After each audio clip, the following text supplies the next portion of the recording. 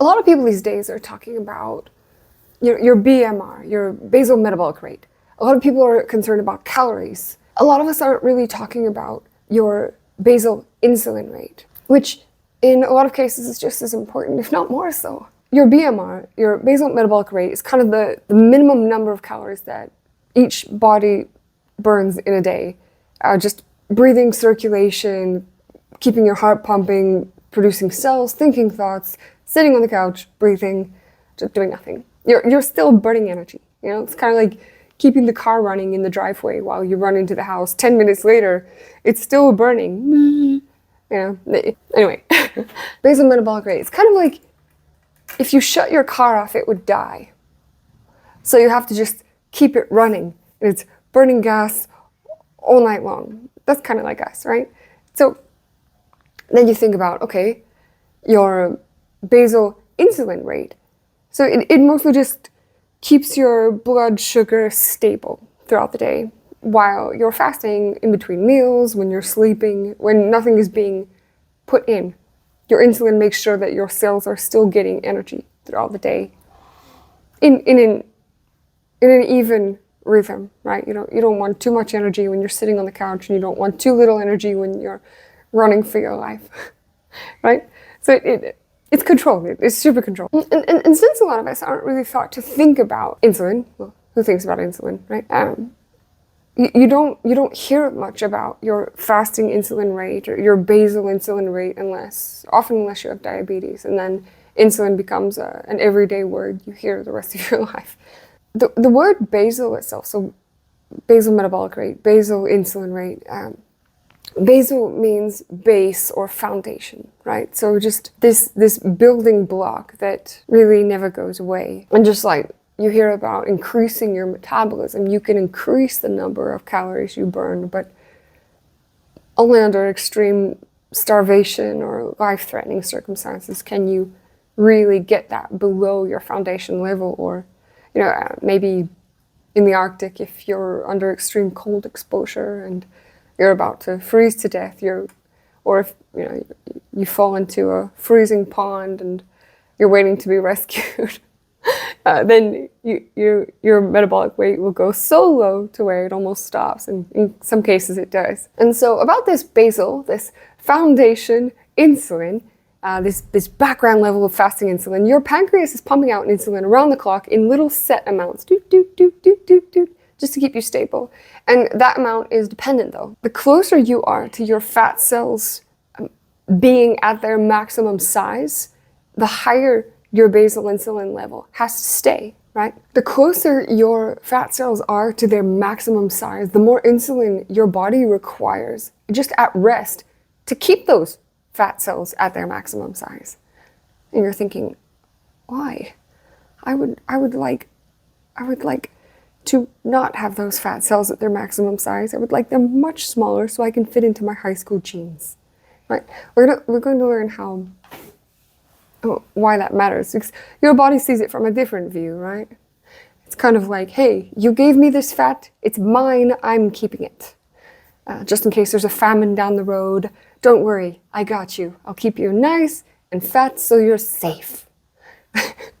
Right? And so, okay, so in physical terms, maybe it's kind of, fat and insulin are kind of like an aquarium. Say you have an aquarium in your bedroom and it's built into a wall. So this wall doesn't change. It's just stable, right? You can't affect this wall.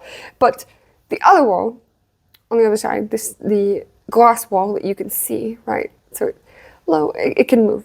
And the water level is your energy. So you have a minimum level. If you go below that, your fish will die because there's too little water. That's your basal insulin level. And then you've got the extra water, which is the extra energy is what you're eating, right? So you've got your minimum. The fish will die for too little water. And then you've got, if you have too much, it'll spill over and flood your bedroom and rot the carpet and rot the floorboards below, and you'll have to completely renovate your bedroom. It's very expensive and terrible, right? So you've got the two extremes, and the wall here is your insulin. So and imagine you can like crank the wall of your aquarium, right? So you've got your level of energy, and you've got this wall here that has to be just enough to keep the water in, so the fish don't jump out and they don't die for too little water. You want just enough, right? And so this wall is your insulin. The water level is your energy. So sometimes it's a bit dry and you're fasting. Sometimes it's almost too much and you're obese, right? When it starts to flow over. And again, this is your energy, this is your insulin. Or if you want to think of it in metaphorical terms, like imagine it's like a dam wall. And imagine there's a dam wall, and this is your willpower. The wall is your willpower, and the water level is your emotions, right? And you need more willpower in highly emotional situations, or you'll explode and end up fired, or you'll explode and end up divorced or punched in the face. You'll end up, your emotions will spill over the dam wall and something horrible will happen, right? So the emotions are kind of like obesity, right? So if you have a lot of stored energy, you're going to need a lot more willpower, insulin, to keep this from going over, right? And so that's why the more body fat you have, you tend to see much higher insulin levels. Your pancreas is pumping out more and more and more insulin to keep the fat that you have, to keep the energy that you have. So the more emotionally charged you are, the more body fat you have, the more willpower you need, the more insulin you need to hold back the emotions, right? I know maybe it's too metaphorical. So once your fat cells are at their maximum size, your insulin is quite high. You become insulin resistant because your fat cells cannot accept any more energy, kind of like if you were to fill up a water balloon and you just keep filling it and filling it and filling it, it would explode. And you don't want your cells exploding inside your body. That's like overfilling your aquarium and flooding your bedroom. Really bad things happen. Inflammation, disease, terrible things happen. And when this energy starts to overflow and you end up with more than your insulin can hold back, more than your cells can hold, you end up with more than your body knows what to do with. Uncontrolled blood glucose is what we call diabetes in most cases. There was a well-known ancient Greek physician almost 2,000 years ago, Erythraeus of Cappadocia. He has eight known books that he wrote. Most of it is surviving. Some of the chapters are lost, but they're still preserved well enough in Greek. Probably is known as the first description of diabetes. And he actually introduced the term diabetes in medical terms. Diabetes itself in Greek means to go or to run through. You'll understand why he named it that way when you hear his text. Diabetes is a remarkable affliction, not frequent among men. It would be nice if that were still true. The course is the common one, namely the kidneys and the bladder. For the patients never stop making water, but the flow is incessant, as if from an aqueduct, speaking in ancient Greek terms. If the constitution of the disease is completely established, the melting is rapid, the death is speedy. Moreover, life is disgusting and painful. Thirst, unquenchable, excessive drinking, which, however, is disproportionate to the large quantity of urine, for more urine is passed. One cannot stop them either. For a time they abstain from drinking, their mouth becomes parched and their body dry. The viscera seems as if scorched up. They're affected with nausea, restlessness, a burning thirst, and at no distant term they expire. They thirst as if burned with fire. But if it increases still more, the heat is small indeed, but pungent and seated in the intestines. The abdomen is shriveled, the veins protuberant, and there is general emaciation. When the quantity of urine and thirst have already increased, and when at the same time the sensation appears at the extremity of the member, the patients immediately make water. Hence, the disease appears to me to have got the name diabetes, as if from the Greek word siphon, because the fluid does not remain in the body, but uses the man's body as a ladder whereby to leave it. They survive not for long.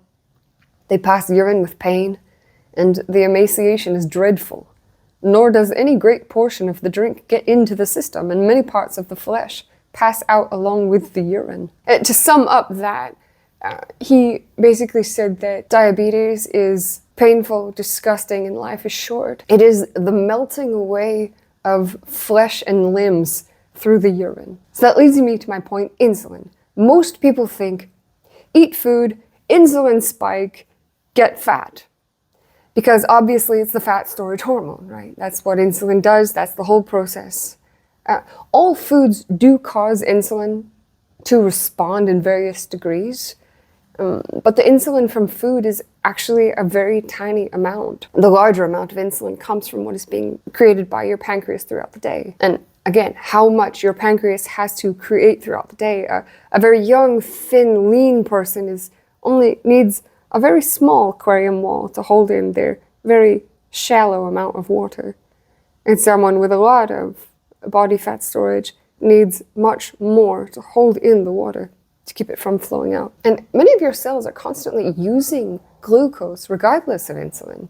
And kind of like the physician noted, insulin's primary role is to keep your body from disintegrating into urine. The more body fat you have, the larger your fat cells are in proportion to their maximum size. This does change in nuances, determined by race and ethnicity. It can change depending on your genetics. There are differences in how large fat cells can grow before they become inflamed and disease actually happens. So if we go back to our analogies, if you have just a normal level of body fat, the body fat being the water in the aquarium, if you have less water in your aquarium, you can technically have a much shorter aquarium wall. But if you have a very, very tall, deep aquarium, then you're going to need a much higher wall and you're going to need much more insulin to hold in the energy, whether it's body fat or food or both. So different size walls. For instance, a 400-pound person would need to have more insulin to hold on to their weight than would a 90-pound person in most situations. And the larger you are, the more insulin you have to make. As we gain fat, our insulin levels increase and increase and increase as a way of protecting us from our liver, to keep our liver from flushing out all of our stored energy into our bloodstream. But eventually, there's a limit to how much energy we can store. And like we said about the overflowing aquarium, sometimes they may even weigh less than you and they have type 2 diabetes and you don't. Or you can see someone very, very overweight and they have normal energy, they're not metabolically damaged, they're completely normal. So eventually we get to a point where our pancreas cannot actually produce enough insulin to stop our liver from releasing all the extra energy into our bloodstream. This is what type 2 diabetes is. It's energy that has run over the aquarium wall.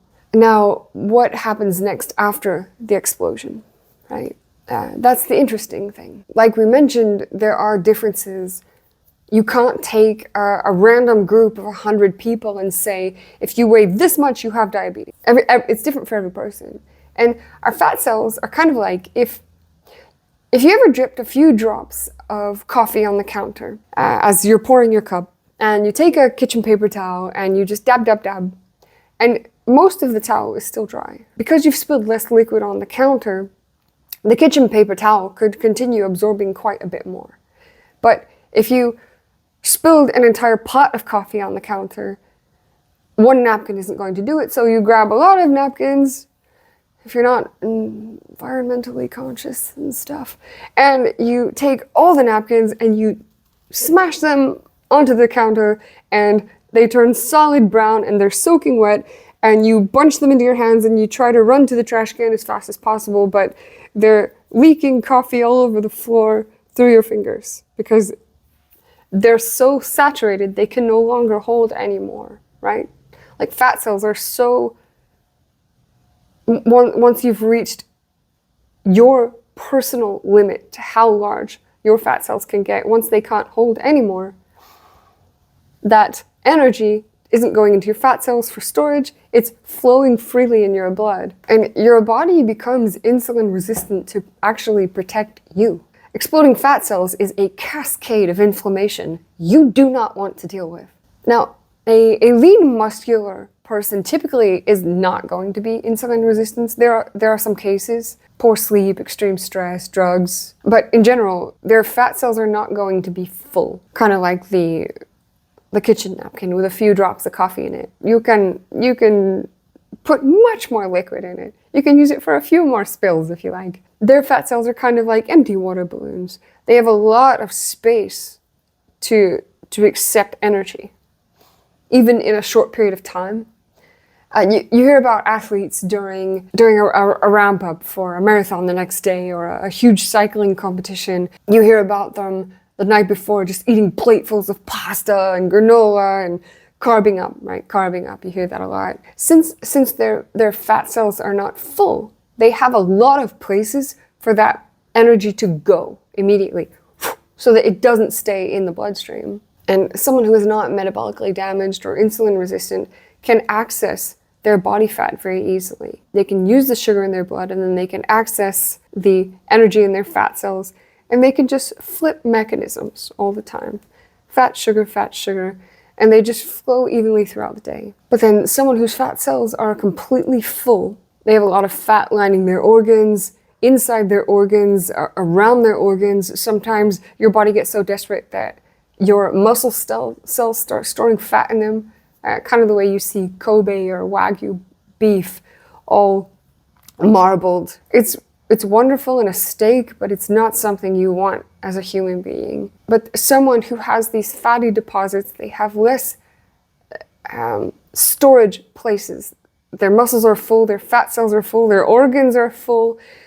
They don't have anywhere for this energy to go. And too much sugar in your blood is poisonous. Out of desperation, once your fat cells and your muscles are full and everywhere where the energy is supposed to go, once those are all filled up, the energy still has to go somewhere. Someone, with a large appetite, or someone who has a large intake of this energy, it has to go somewhere. So it goes to your pancreas, to your heart, to your liver, just to get rid of it. Get rid of it. Because your fat cells and your muscles are supposed to be the first places that really draw up the majority of this sugar for storage. But once they're full already, then they're not able to do their job. So now other places are more insulin sensitive, like your heart, like your eyes, because your fat is now rejecting the insulin so that they don't explode, right? We covered that.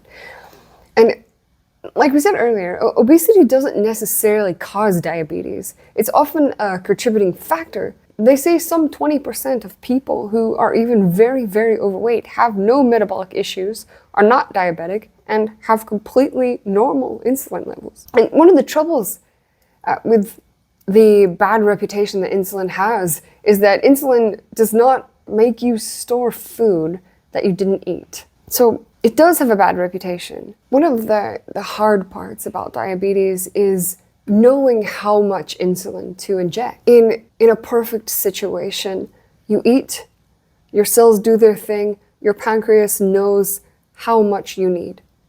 It's harder to determine that now when you're having to control it from an external place. You could end up injecting too much and your sugar goes too low and now you have to eat again and now you have to take more insulin. Or you could inject too little and your blood sugar just stays too high and you feel terrible. And your pancreas knows exactly how much insulin you need in a functioning, non-insulin resistant situation. But sometimes when insulin is being injected, too much is taken, which causes your blood sugar to fall far below your normal blood glucose level. And this very low blood sugar then causes binge eating. And it ends up causing quite a cycle. And then the blood sugar below your normal blood sugar level sends a starvation signal to your brain.